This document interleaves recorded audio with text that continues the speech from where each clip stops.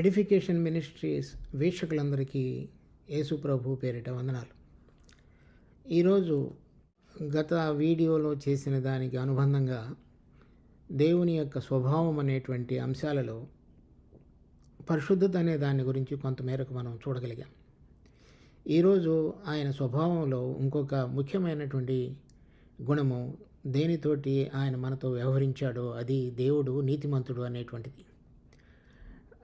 ఆ విషయాన్ని మనం కొంత గ్రహించగలుగుటకు ఆయన నీతిమంతుడుగా ఉండి ఏ విధంగా నీతిమంతత్వాన్ని మన పక్షంగాను సృష్టి అంతటి పక్షంగాను ప్రదర్శించేవాడుగా ఉన్నాడో దేవుని వాక్యంలోని కొన్ని అంశాల ద్వారా మనం గమనించుదాం.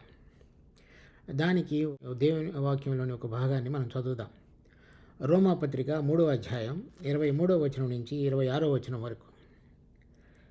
ఏ భేదమును లేదు, అందరూ పాపము చేసి దేవుడు అనుగ్రహించు మహిమను పొందలేకపోతున్నారు. కాబట్టి నమ్మువారు ఆయన కృపచేతనే క్రీస్తు యేసునందలి విమోచనము ద్వారా ఉచితముగా నీతిమంతులను తీర్చబడుచున్నారు. పూర్వము చేయబడిన పాపములను దేవుడు తన ఓరిమి వలన ఉపేక్షించినందున ఆయన తన నీతిని కనపరచవలనని క్రీస్తు యేసు రక్తమునందలి విశ్వాసము ద్వారా ఆయనను కరుణాధారముగా బయలుపరచును. దేవుడు ఇప్పటి కాలమందు తన నీతిని కనపరచు నిమిత్తము తాను నీతిమంతుడును యేసునందు విశ్వాసము గల వానిని నీతిమంతునిగా తీర్చువాడున ఎండుటకు ఆయన అలాగు చేసినాం. తాను నీతిమంతుడును యేసునందు విశ్వాసము గల వానిని నీతిమంతుడిగా తీర్చుటకు ఆయన అలాగు చేసినని వ్రాయబడినది. ఆయన నీతిమంతుడు అనేటువంటి మాటలో వేరువేరు చోట్ల వ్రాయబడి ఉన్నది. మనము దీని యొక్క అర్థంలోనికి లోతుగా వెళ్ళక మునుపు కొన్ని వచనాలను మనం చదువుదాం. కీర్తనలు 11వ అధ్యాయం 7వ వచనం. యెహోవా నీతిమంతుడు, ఆయన నీతిని ప్రేమించువాడు. దాని తరువాత కీర్తనలు 145వ అధ్యాయం 17వ వచనం. యెహోవా తన మార్గములన్నిటిలో నీతి గలవాడు. అనగా ఆయన నీతిమంతుడే కాకుండా తను చేసేటటువంటి ప్రతి దానిలో కూడా నీతిగా వ్యవహరించే దేవుడని కూడా మనం చదువుతున్నాం.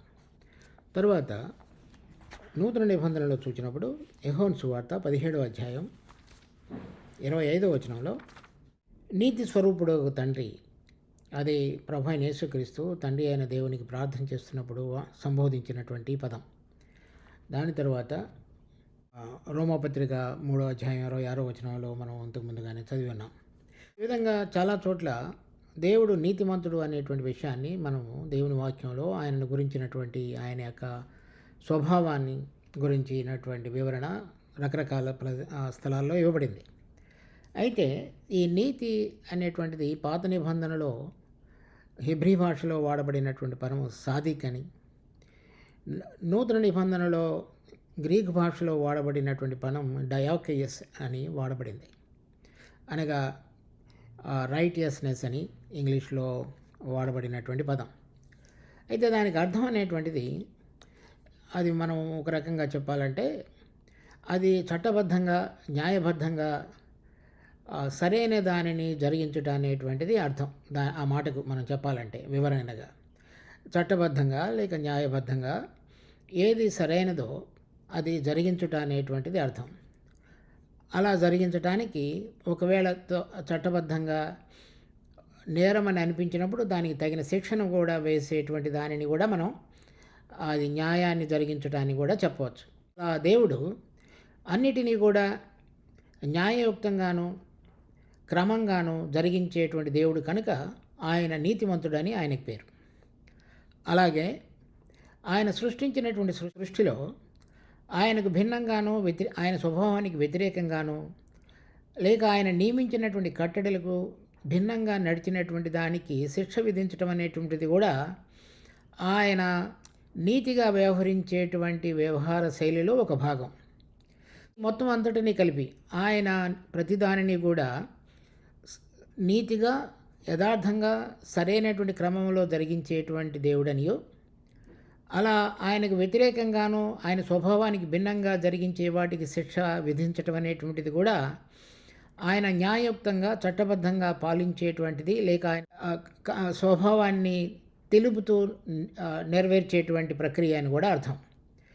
ఈ భాగాలన్నిటిలో కూడా ఆయన నీతిమంతుడని ఇప్పుడు మనం చదివినటువంటి రోమాపత్రిక 3:26లో కానీ, యోహాను సువార్త 17:25లో కానీ, కీర్తనలో 11:7లో కానీ, ఇలా రకరకాలైన భాగాలలో ఆయన నీతిమంతుడు అనగా ప్రతిదానిని కూడా న్యాయయుక్తంగా సరైనటువంటి విధిగా జరిగించే దేవుడని అర్థం. అయితే ఈ మొట్టమొదటిలో దేవుడు మనిషిని సృష్టించినప్పుడు ఆ మనుషుడికి ఇవ్వబడినటువంటి ఈ చెప్పబడినటువంటి ఆజ్ఞ ఏమిటంటే ఈ ఈ ఫలమును తినవద్దనేటువంటి ఆజ్ఞ ఇవ్వబడింది.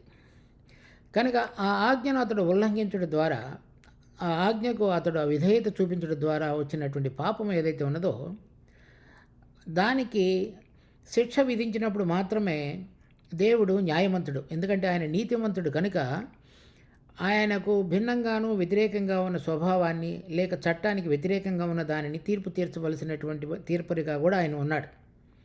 అందుచేతనే అబ్రహాము ఆదికాండం 18వ అధ్యాయంలో ప్రభువుని గురించి మాట్లాడుతూ ప్రార్థిస్తున్న సమయంలో అందరికీ తీర్పు తీర్చుదేవా అని చెప్తాడు. ఎందుకంటే ఆయన నీతిమంతుడు గనుక ఆయన తీర్పు తీర్చకుండా ఆయన సృష్టించినటువంటి ఈ లోకాన్ని ఆయన న్యాయయుక్తంగా పాలించలేడు. అందుచేత ఆయన నీతిగా అన్నిటిలో కూడా వ్యవహరించవలసినటువంటి అవసరత ఉన్నది. అందుచేత మనుషుడు పాపం చేసినప్పుడు అతనికి శిక్ష విధించవలసి వచ్చింది. ఆ శిక్షలో అతడు దేవుడు సృష్టించినటువంటి ఈ ఏదోను తోటలో నుంచి అతను బయటికి తోలివేయబడటం, తరువాత అతడు దానికి తగినటువంటి పరిణామంగా వచ్చినటువంటి ఆ పాపానికి సంబంధించినటువంటి అంతటిని కూడా అతని మీద రావటం అనేటువంటిది శిక్ష, మరణం అనేటువంటి శిక్ష అతని మీద రావటం కూడా చూస్తాం. అతడు ముందుగానే దేవుడు అతనికి ముందుగానే వ్యవహరించినప్పటికీ అతడు అవిధేయత చూపించున్నాడు కనుక దేవుడు నీతిగా వ్యవహరించేవాడు కనుక ఆ పాపానికి తగినటువంటి శిక్ష అతని మీదకి వచ్చింది. అయితే దానిలో రెండో భాగం కూడా ఉన్నది. ఆయన మనలను నీతిమంతులుగా చేయాలని, మనం ఆయనతో పాటుగా కలిసి ఉండాలనేటువంటిది ఆయన ఇంకొక స్వభావమైనటువంటి ప్రేమ, కృప చూపించుట కూడా ఆయన పని. అందుచేత ఆదాము పాపం చేసినప్పుడు వారు దిగంబరులు అని వారు తెలుసుకున్నప్పుడు వారికి చర్మపు చొక్కాయలను కూడా వారికి తొడిగించాడు. అలా తొడిగించడానికి ఆయన పశువును బలిగా అర్పించడం ద్వారా దానిలో నుంచి తీయబడినటువంటి చర్మపు చొక్కాయలను వారికి తొడిగించి వారు దేవుని ఎదుట నిలబడగలగటానికి కావలసినటువంటి స్థానాన్ని ఆయన వారికి కల్పించాడు. సో ఇలా మొదటిలో పాపానికి తగినటువంటి శిక్షను వేశాడు. తర్వాత మరలా వారు తిరిగి పునరుద్ధరించబడి ఆయనతో పాటు సంబంధం కలిగి ఉండగలగటానికి అవసరమైనటువంటి మార్గాన్ని కూడా తెరిచాడు. సో ఈ రెండింటిలో కూడా పాత నిబంధనలో ఏ విధంగా అయితే ఆదాము హవ్వల విషయంలో దేవుడు జరిగించాడో, నూతన నిబంధనలో ప్రభువైన యేసుక్రీస్తు ద్వారా ఆయన నీతిని బయలుపరిచి మనలను నీతిమంతులుగా తీర్చి అనే విషయాలు రెండింటినీ కూడా నెరవేర్చాడు. అందుచేత ప్రభువైన యేసుక్రీస్తులో దేవుని యొక్క నీతిమంతత్వం చక్కగా బయలుపరచబడి మనము ఉచితముగా నీతిమంతులుగా తీర్చబడి అంత మాత్రమే కాకుండా నీతిగా జీవించగలగడానికి మార్గాన్ని తెరిచినటువంటి దేవుని యొక్క గొప్ప నీతిమంతత్వాన్ని మనము నూతన నిబంధనలో చక్కగా చూడగలుగుతాం. ఇప్పుడు మనం చదివినటువంటి ఈ వాక్య భాగంలో మనం అదే విషయాన్ని చూస్తాం. చూడండి, రోమాపత్రిక 3వ అధ్యాయం 24వ వచనం. కాబట్టి నమ్మువారు ఆయన కృపచేతనే క్రీస్తు యేసునందలి విమోచనము ద్వారా ఉచితముగా నీతిమంతులని తీర్చబడుతున్నారు. తరువాత 25వ వచనంలో, పూర్వము చేయబడిన పాపములను దేవుడు తన ఓరిమి వలన ఉపేక్షించినందున ఆయన తన నీతిని కనపరచవలని, అంటే దేవుని యొక్క నీతిని కనపరచవలనని, అంటే ఏదైతే న్యాయబద్ధంగా చట్టబద్ధంగా పాపం చేసినటువంటి మనిషి పక్షంగా జరగాలో అది కనపరచగలగటానికి క్రీస్తు యేసునందలి రక్తమునందలి విశ్వాసము ద్వారా ఆయనను కరుణాధారముగా బయలుపరచను. కనుక ఈ పాపము చేసినటువంటి ప్రతి మనుషుడు కూడా దేవుని ఎదుట నిలబడగలగటానికి ఆయన తీర్పులో నుంచి బయటికి రాలేడు. కనుక ఆ తీర్పు అంతటిని కూడా ఆయన న్యాయబద్ధంగా నీతిమంతుడైన దేవుడిగా దానిని వ్యవహరించవలసిన అవసరతను మనకు చూపించుతూ మన మీదకు రావాల్సిన శిక్ష అంతటినీ కూడా ఆయన నీతిమంతుడిగా ఉండగలగటానికి, తీర్పరిగా అటువంటి తనాన్ని చూపించగలగటానికి తన కుమారుడి మీద శిక్ష వేశాడు. అలా ఆయన నీతిమంతత్వాన్ని తన కుమారుడిని మన కొరకు పాప పరిహార్థ బలిగా అర్పించి ఆయనందు విశ్వాసించిన వారందరినీ కరుణాధారంగా మనకు ఆయనను బయలుపరిచి మనము ఉచితంగా నీతిమంతులుగా తీర్చబడగలగటానికి అవసరమైనటువంటి మార్గాన్ని ఆయన తెరిచాడు. అది మొట్టమొదటిగా ఆయన మన కొరకు కల్వరి శిలువలో కార్చినటువంటి రక్తం ద్వారా మనకు విమోచనము, మన పాపములకు క్షమాపణ, తర్వాత మనందరం కూడా మరి ఉచితంగా నీతిమంతులుగా తీర్చబడి ఆ పాపములు క్షమించబడినటువంటి స్థానంలో ఆయన ఎదుట నిలబడగలగటానికి కావలసినటువంటి మార్గాన్ని ఆయన జరిగించాడు. దీనిలో ఆయన మన కొరకై మన పాపముల కొరకు ఆయన న్యాయబద్ధంగా చట్టబద్ధంగా వ్యవహరించవలసినటువంటి ఆ తీర్పు అంతటిని కూడా ఆయన కుమారుడి మీద వేయటం అనేటువంటిది ఆయన నీతికి ప్రతీక. తర్వాత విశ్వాసించిన వారందరూ కూడా నీతిమంతులుగా తీర్చబడటం అనేటువంటిది మనందరి పక్షంగా ఆయన చూపించినటువంటి కరుణ. ఈ రెండు విషయాలు ఆ విధంగా ఒక ప్రభు అయిన యేసుక్రీస్తు ద్వారా చక్కగా బయలుపరచబడి మనము ఆయన కాల్చినటువంటి రక్తం ద్వారా పాపములు క్షమించబడి మనము ఆయన ఎదుట నిలబడగలగటానికి అవసరమైనటువంటి స్థానాన్ని ఆయన కల్పించాడు. అలా ఆయన పాపములో విషయంలో మనకు విమోచన కలుగు చేసిన తరువాత మనలో ఉన్నటువంటి ఆదాము నుంచి మనం సంతరించుకున్నటువంటి పాప స్వభావం మీద కనుక మనం జయం పొందకపోయినట్లయితే మరలా మనము పాపం చేస్తూ పాపంలో జీవిస్తూ దేవుని ఎదుట ఎప్పుడు కూడా మరి నేరము మోపబడినటువంటి మనస్సాక్షితో ఆ రోజు పాపం చేసినటువంటి రోజున ఆదాము హవ్వలు ఏ విధంగా దాగుకున్నారో అదేవిధంగా దాగుకొనవలసినటువంటి స్థితిలోనికి రావాల్సి విధంగా ఉండేది. కానీ దేవుడు తన కృప ద్వారా ఇంకొక కార్యాన్ని కూడా దానిలో జరిగించాడు. మన ప్రభు అయిన యేసుక్రీస్తు కల్వరి శిలువలో చనిపోవడం ద్వారా కార్చినటువంటి రక్తాన్ని బట్టి మనకు విమోచన అనగా మన పాపములకు క్షమాపణ కలుగటం మాత్రమే కాకుండా ఆయన తిరిగి 3వ దినమున మృతులలో నుంచి లేపి ఉన్నాడు. చూడండి, రోమాపత్రిక 4వ అధ్యాయం 25వ వచనం. ఆయన మన అపరాధముల నిమిత్తము అప్పగింపబడి మనము నీతిమంతులుగా తీర్చబడుటకై లేపబడిను. సో ఆయన మనము నీతిమంతులుగా తీర్చబడుటకు ఆయన లేపబడెను అనేది మనం ఇక్కడ చదువుతున్నాం. అంటే ఆయన చనిపోవుట, ఆయన తిరిగి లేచుట, అంటే ఈ రెండు విషయాలు కూడా కలిపినప్పుడే ఆయన మనలను నీతిమంతులుగా తీర్చుట అనేటువంటి కార్యం సంపూర్ణమైనట్లు. ఆయన మన పాపముల కొరకు చనిపోవటలో ఆయన రక్తాన్ని కార్చుట ద్వారా మన పాపములు క్షమించబడ్డాయి. కానీ మనము ఆయన తిరిగి లేచుట ద్వారా ఉచితంగా నీతిమంతులుగా తీర్చబడటం ద్వారా వేరైనటువంటి ఇంకొక గొప్ప కార్యం జరిగింది. అదేంటంటే అది దేవుడు మనలను మన పాపముల కొరకు ఆయన చనిపోయి పాపములు క్షమించబడినటువంటి స్థితిలో ఉండి మరలా పాపము మీద జయం పొందకుండా పాపములు జరిగించుతూ ఉన్నటువంటి స్థితిలో ఉన్నట్లయితే దేవుని యొక్క నీతిని నెరవేర్చగలిగినటువంటి విధంగా మనలో ఒక నూతన స్వభావం ఉండేది కాదు. ఆయన మృతులలో నుంచి లేపబడటం ద్వారా మనము మృతులలో నుంచి లేపబడినటువంటి యేసుక్రీస్తునందు విశ్వాసం ఉంచడం ద్వారా మనము ఆయన మరణం యొక్క సాదృశ్యంలోనూ పునరుద్ధాన సాదృశ్యంలోనూ ఐక్యపరచుకొనబడినటువంటి కలిగిన వారంగా ఉండటం చేత మనము ప్రభు అయిన యేసుక్రీస్తు యొక్క జీవాన్ని కలిగి ఉండగలిగేటట్లుగా దేవుడు కొత్త మార్గాన్ని మన కొరకై తెరిచాడు. ఆయన పునరుద్ధానుడై తిరిగి లేపబడినందున మనము నీతిమంతులుగా తీర్చబడుట అనే కార్యం సంపూర్ణం చేయబడింది. ఇప్పుడు ఈ విషయాన్ని మనం ఇలా చూడాలి. ఎవరైనా సరే ఒక ముద్దాయి, శిక్షను అనుభవించుతున్నటువంటి ముద్దాయి ప్రభుత్వం అతని మీద దయ చూపించి అతన్ని కనుక విడుదల కలుగు చేస్తున్నట్లయితే అతని నేరాన్ని క్షమించి అతడు ముద్దాయిగానే బయట ప్రపంచంలో కూడా గుర్తించబడతాడు, లేక నేరము క్షమించబడినటువంటి ముద్దాయిగా అతడు పరిగణించబడతాడు. అలా కాకుండా ఆ ముద్దాయి నేరము ఎప్పటికీ చేయలేదు అనేటువంటి విధంగా కనుక అతడు విడుదల చేయబడితే అతని మీద ఉన్నటువంటి పాత జీవితపు ముద్రాంతియు కూడా తుడిచివేయబడుతుంది. మన ప్రభు అయిన యేసుక్రీస్తు మృతులలో నుంచి లేచుట ద్వారా మన పాపములు క్షమించబడినటువంటి ముద్దాయిగా మాత్రం కాదు, కానీ మనము పాపము చేయనటువంటి ముద్దాయిగా మనం విడుదల పొందిన వారంగా చేయబడ్డాం. ఎందుచేతనంటే ప్రభు అయిన యేసుక్రీస్తు తిరిగి మృతులలో నుంచి లేచుట ద్వారా కలిగినటువంటి నూతన జీవం, మనము నూతనమైనటువంటి జీవన కలిగి ఇక ముందు జీవించగలగడానికి తగినటువంటి విధంగా నూతనమైనటువంటి పునాది మనలో వేయబడింది.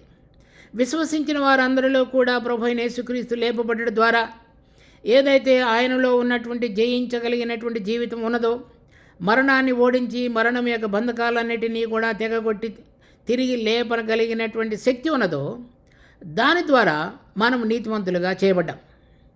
ఇప్పుడు చూడండి, ఆయన నీతిమంతుడు కనుక పాపమునకు తగినటువంటి శిక్షను మన మీదకు బదులుగా ఆయన కుమారుడి మీద వేసి ఆయన న్యాయబద్ధంగా చట్టబద్ధంగా జరిగించవలసిన కార్యమంతటిని కూడా సంపూర్ణం చేసి ఉన్నాడు.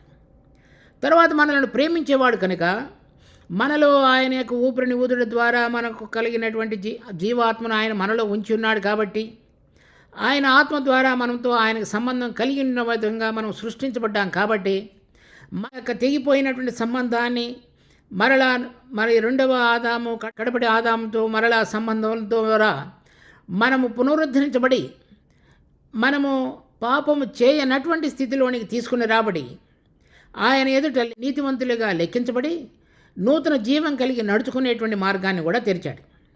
ఆయన నీతిమంతుడు కనుక మనము ఆయన కోరినటువంటి విధంగా చట్టబద్ధంగా న్యాయబద్ధంగా ఆయన ఎదుట సరైన విధంగా జీవించాలి అని కనుక కోరుతున్నట్లయితే అది నీతి. అలా చేయగలగటానికి మనలో అటువంటి స్థావరాన్ని, ఒక నూతనమైనటువంటి జీవాన్ని లేక ఒక నూతన సృష్టిని ఆయన కలిగించకుండా ఆయన కోరిన విధంగా మనం జీవించమని ఆయన మనల్ని కనుక అడుగుతున్నట్లయితే లేకపోతే కోరుతున్నట్లయితే అప్పుడు మనము ఆయన నీతిగా లేక చట్టబద్ధంగా మనతో సరైన విధంగా వ్యవహరించటం లేదని అనవచ్చు. ఎందుచేతనంటే మనలో ఆ స్వభావాన్ని కలుగు చేయకుండా ఆయన కోరిన విధంగా జరిగించగలగటానికి కావలసినటువంటి సామర్థ్యాన్ని మనకి ఇవ్వకుండా ఆయన నీతిమంతుడిగా ఎలా ఉన్నాడో లేక ఆయన దృష్టిలో చట్టబద్ధంగా న్యాయబద్ధంగా సరైనటువంటిది ప్రతిదీ జరిగించడానికి అవసరమైనటువంటి క్షమత లేక కెపాసిటీ మనలో లేకుండా దానిని కావాలని కోరుతున్నట్లయితే మనము ఆయన కోరిన విధంగా జీవించలేము. ఎందుకంటే అది లేకుండా దేవుడు మనని కనుక అది కావాలని అడుగుతున్నట్లయితే అది నెరవేర్చలేడు మనిషి. అందుచేత దేవుడు ఏం చేశాడంటే ఆయన మన పాపములను క్షమించటంలో ఆయన కుమారుడైన యేసుక్రీస్తు రక్తాన్ని ప్రోక్షించడం మాత్రమే కాకుండా ఆయనను తిరిగి మృతులలో నుంచి లేపుడు ద్వారా మనము నూతనముగా లేవనెత్తబడి నూతన జీవాన్ని కలిగి నూతన సృష్టి కలిగి ఒక పునర్జన్మ సంబంధమైనటువంటి విధంగా నూతనమైన జీవాన్ని కలిగి నడుచుకొనగలిగేటట్లుగా మార్గాన్ని తెరచుట ద్వారా మనము ఆయన కోరిన విధంగా నీతిగా ప్రతిదానిని జరిగించగలిగటకు కావలసినటువంటి సామర్థ్యాన్ని కూడా ఆయన కలుగు చేశాడు. దానిలో ఈ పాపములు క్షమించబడుటలోనూ మనకు నూతనమైనటువంటి స్వభావాన్ని కలుగు చేసి ఆయనలో ఆయన కోరిన విధంగా జీవించగలుగుటలోనూ ఆయన యొక్క సంపూర్ణమైనటువంటి నీతి మన ఎడల బయలుపరచబడి ఉన్నది. అది దేవుని యొక్క విశిష్టమైనటువంటి స్వభావం. మనలో ఈ స్వభావాన్ని కలుగు చేయకుండా ఆయన ఎలా నీతిమంతుడిగా ఉన్నాడో మనం కూడా అలా నీతిగా జీవించగలగటానికి తెరవబడినటువంటి మార్గం మనలో కలుగు చేయకుండా ఆయన మనల్ని ఆ విధంగా కనుక అడుగుతున్నట్లయితే మనలో ఆ కార్యం అసంపూర్ణంగా ఉండేది. అందుచేత ఆయన నీతిమంతుడు కనుక ఆయనను తన కుమారుడైన యేసుక్రీస్తును కరుణాధారంగా బయలుపరిచి మనము ఆయన తిరిగి లేవనెత్తబడుట ద్వారా పొందిన నూతన జీవాన్ని కలిగి ఆయన కోరిన విధంగా నీతిగా జీవించగలగడానికి ఆయన మార్గాన్ని మన కొరకై తెరిచున్నాడు. అది ఆయన యొక్క స్వభావం. చూడండి, పాపానికి శిక్ష విధించుట అనేటువంటిది ఆయన యొక్క నీతి యొక్క స్వభావాన్ని బట్టి జరిగించాడు. మనం ఆయన ఎదుట నీతిగా జరిగించి జీవించాలనేటువంటి దానిని బట్టి ఆయన కుమారుడైన యేసుక్రీస్తును మృతులలో నుంచి లేపినాడు. ఆ లేపుడు ద్వారా నూతనమైన స్వభావాన్ని, నూతనమైన సృష్టిని, పునర్జన్మ సంబంధమైన దానిని, తర్వాత నిర్దోషమైన మనస్సాక్షిని మనకు అనుగ్రహించి దేవుని ఎదుట ధైర్యం కలిగి ఆదాము హవ్వల వలె దావుకునే రీతిగా కాకుండా చక్కపరచబడినటువంటి మనస్సాక్షి కలిగి ఒక నూతనమైన జీవం కలిగి ఆ జీవము దేవుని పాపము మీద జయం పొందగలిగినటువంటి శక్తిని కలిగి దేవుని ఎదుట చక్కగా జీవించగలుగుటకు కావలసినటువంటి మార్గాన్ని తెరుచుట అనేటువంటిది దేవుడు నీతిమంతుడు అనే స్వభావంలో ఇమిడి ఉన్నటువంటి సూత్రమైనది. దీని ద్వారా దేవుడు మనందరికీ ఎంతో ఆశీర్వాదకరమైనటువంటిది, నూతనకరమైనటువంటిది, మరి పరలోక సంబంధమైనటువంటి మార్గాన్ని ఆయన తెరిచున్నాడు. మనము పాపములు క్షమించబడినటువంటి ముద్దాయిలుగా ఆయన గుర్తించడానికి కాదు, కానీ పాపము చేయకుండా నూతనంగా సృష్టించబడినటువంటి వారంగా, నూతన సృష్టిగా దేవుడు మనల్ని చూచేవాడుగా ఉన్నాడు. అది ఆయన నీతిని బట్టి మన పక్షంగా జరిగించిన కార్యమైనది. చూడండి కొన్ని వచనాలు. రోమాపత్రిక 6వ అధ్యాయం 4వ వచనం. కాబట్టి తండ్రి మహిమ వలన క్రీస్తు మృతులలో నుండి ఎలాగూ లేపబడెనో అలాగూ మనమును నూతన జీవము పొందిన వారమై నడుచుకున్నట్లు మనము బాప్తిజము వలన మరణములో పాలు పొందుటకై ఆయనతో కూడా పాతిపెట్టబడుతుంది. నూతన జీవము కలిగి నడుచుకున్నట్లు ఆయన తిరిగి మృతుల్లో నుంచి లేచుట ద్వారా ఆ పునరుద్ధానం అనేటువంటిది జీవమునకు గుర్తుగా ఉన్నది. అందుచేతనే చనిపోయి పాతిపెట్టబడినటువంటి మన ప్రభు అయిన యేసుక్రీస్తు ఆయన పాతాళములో విడిచిపెట్టబడకుండా, ఆయన శరీరం కొల్లిపోకుండా, ఆయనలో ఉన్నటువంటి జీవాన్ని బట్టి, మరణమును ఓడించగలిగినటువంటి జీవాన్ని బట్టి ఆయన తిరిగి లేచున్నాడు కనుక మనము ఆ జీవము కలిగి పాపము మీద జయం పొంది ఆయన కోరినటువంటి నీతి క్రియలు జరిగించుటకు, నూతనమైన స్వభావాన్ని ధరించుకున్నటకు ఆయన తన నీతిని బయలుపరుస్తూ మన పక్షంగా జరిగించిన కార్యమైనది. చూడండి 2 కొరింథీ 5వ అధ్యాయం 17వ వచనం. 2 కొరింథీ 5వ అధ్యాయం 17వ వచనం. కాగా ఎవడైనను క్రీస్తునందున్న ఎడల వాడు నూతన సృష్టి, పాతవి గతించను, ఇదిగో సమస్తమును క్రొత్తవాయను.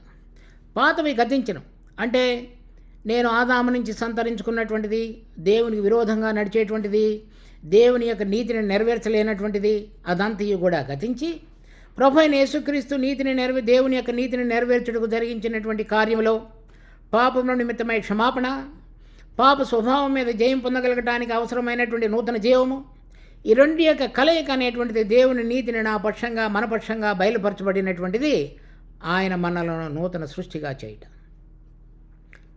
తర్వాత గలతీ పత్రిక 6వ అధ్యాయం 15వ వచనం. క్రొత్త సృష్టి పొందుటయే కానీ సున్నతి పొందుటయ్యి అందేమీ లేదు, పొందకపోవుట అందేమీ లేదు. కనుక శరీర సంబంధంగా సున్నతి జరిగించుట అనేటువంటిది ఇశ్రాయేలీయులందరూ కూడా అనుసరించుతున్నటువంటి ఆచారం. దాని ద్వారా ఏమీ లాభం లేదు, కానీ ఒకవేళ పొందకపోయినా ఏమీ లాభం లేదు. కానీ క్రొత్త సృష్టి పొందుట అనగా పాపములు క్షమించబడి పాపం మీద జయం పొందగలిగినటువంటి నూతన స్వభావంలోనికి వచ్చి దేవుని ఎదుట ఉచితంగా నీతిమంతులుగా తీర్చబడి దేవుడు కోరిన విధంగా జీవించగలిగేటువంటి ఒక నూతనమైన స్వభావాన్ని, సృష్టిని మనలో కలుగజేయటం అనేటువంటిదే దేవుని యొక్క నీతి అయినది. దాని తరువాత తీతుకు రాసిన పత్రిక 3వ అధ్యాయం 5వ వచనం. మనము నీతిని అనుసరించి చేసిన క్రియల మూలంగా కాక తన కనికరము చొప్పుననే పునర్జన్మ సంబంధమైన స్నానము ద్వారా పరిశుద్ధాత్మ మనకు నూతన స్వభావము కలుగజేయడం ద్వారాను మనలను రక్షించను.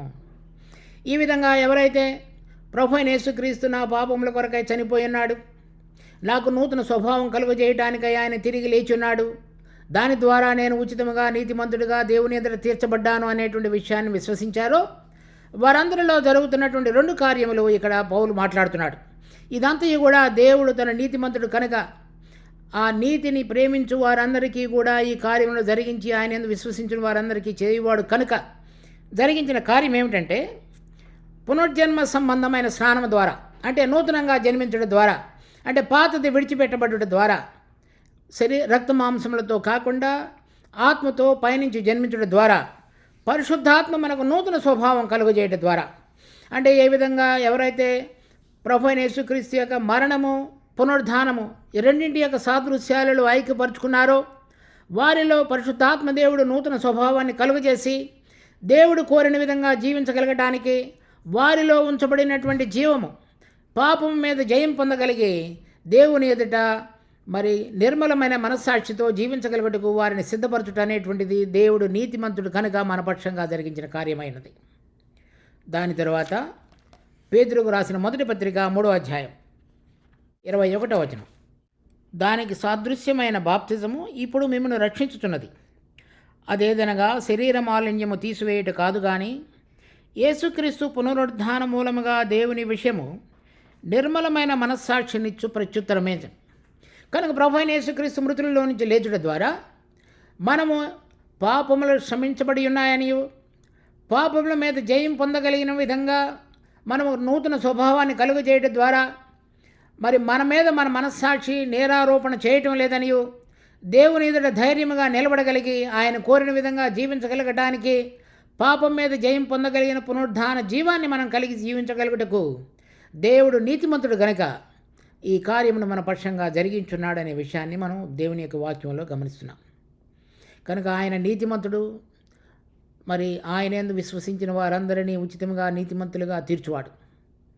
యేసుక్రీస్తు మన అపరాధముల కొరకై అప్పగింపబడి మనము ఉచితంగా నీతిమంతులుగా తీర్చబడుటకు ఆయన లేపబడిన.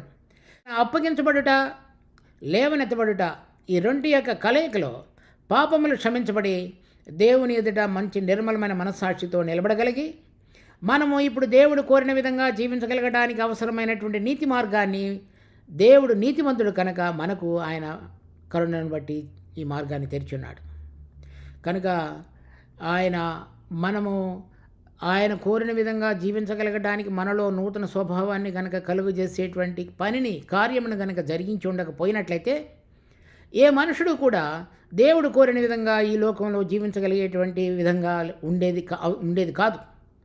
అందుచేత ఆయన నీతిమంతుడు కనుక, నీతిని ప్రేమించేవాడు కనుక, నీతి క్రియలను ఇష్టపడేవాడు కనుక మనము ఆ కార్యములను జరిగించుటకు అవసరమైనటువంటి మార్గాన్ని ప్రభువైన యేసుక్రీస్తు యొక్క మరణము, పునరుద్ధానము ద్వారా మన పక్షంగా ఉన్నతమైనటువంటి మార్గాన్ని ఆయన మన కొరకు తెరిచున్నాడు. ఇది ఆయన యొక్క అద్భుతమైనటువంటి కార్యము. ఆయన స్వభావాన్ని బట్టి మన పక్షంగా జరిగించబడింది. దేవుడు ఈ రెండింటిలో ఉన్నటువంటి కలయికను మనం అర్థం చేసుకొని చనిపోవడం ద్వారా కలిగిన పాపములకు క్షమాపణ, తిరిగి లేచుట ద్వారా పాప స్వభావం మీద జయం పొందగలిగినటువంటి విధంగా తెరవబడిన మార్గము, దీని ద్వారా మనం ఆయన ఎదుట నీతి కార్యములు జరిగించుటకు, ఎందుకనగా ఆయన నీతిమంతుడును, ఆయన నీతి కార్యములు జరిగించువాడు, ప్రేమించువాడు అయినాడు. ఆ విధంగా దేవునితోటి సంబంధంలో మనం జీవించగలుగుటకు, నడవగలుగుటకు ఆయన మన కొరకు గొప్ప కార్యమును జరిగించున్నాడు. దేవుడు ఈ వాక్యమును మన కొరకే ఆశీర్వదించును గాక. ప్రార్థించుకుందాం. మా జీవం కలిగిన తండ్రి, మీకెంతో వందనాలు. మీ కృపలో మాకు అనుగ్రహించిన ఈ వాక్య భాగాన్ని బట్టి స్తుతి స్తోత్రాలు చెల్లిస్తున్నాం. దీన్ని ఆశీర్వదించి ఇది సరైన అవగాహనలో మేము రాగలిగి మీరు కోరిన విధంగా నీతిగా జీవించగలగటానికి ఆ నూతనమైన జీవాన్ని, సృష్టిని మేము అన్వయించుకుంటూ జీవించగలగటకు కావలసిన కృపను మా మీద ఉంచమని మా రక్షకుడు ప్రభువైన యేసునామమున ప్రార్థిస్తున్నాం తండ్రి. ఆమేన్.